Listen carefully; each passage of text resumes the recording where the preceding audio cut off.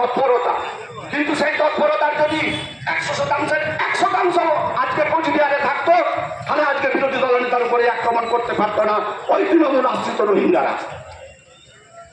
কিন্তু বাংলার পুলিশ আজকে দলদাসে পরিণত হয়েছে। মাননীয় মুখ্যমন্ত্রীকে, তৃণমূল কংগ্রেসকে আমরা এই পথ অবরোধ থেকে বার্তা দিতে চাইছি, তাদের নিয়ে তৃণমূলের ক্যাডারদেরকে, রোহিঙ্গাদেরকে সাথে আমরা বুঝিয়ে দেবো বিজেপি কি জিনিস।